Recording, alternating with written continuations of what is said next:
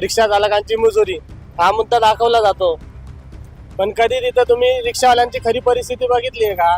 जर स्टेशनला जायचं, जर कमीत कमी एक गाडी स्टेशनवरून जर कुठल्याही लोकल एरियामध्ये जरी यायला गाडी निघाली तरी कमीत कमी तिला ट्रॅफिकमुळे अर्धा पाऊण तास तिला परत स्टेशनला जायला लागतो. पण जिथं ती स्टेशनवरून जी गाडी भाडं घेऊन निघाली ते त्या गाडीला परत जायला स्टेशनलाच भाडं भेटेल का, हा महत्वाचा मुद्दा असतो. पण उठसूट आपण जायचं तिथं कुठला तरी एक आहे तो ठाण्यातलाच चॅनलवाला, त्यांनी उठसूट जायचं आणि स्टेशनला दाखवायची की रिक्षावाल्यांची मजुरी.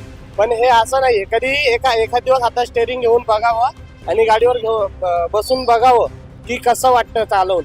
संध्याकाळची आपण ट्रॅफिक बघतो एवढी ठाण्यामध्ये एवढी असते की स्टेशनला जायला भेटत नाही लवकर. ही अशी परिस्थिती. आणि राहिला आता रस्ते तर आता व्हायला आले जवळपास घोडबंदरचे म्हणा, रस्ते तर ऑलमोस्ट आता ट्रॅफिक असते का?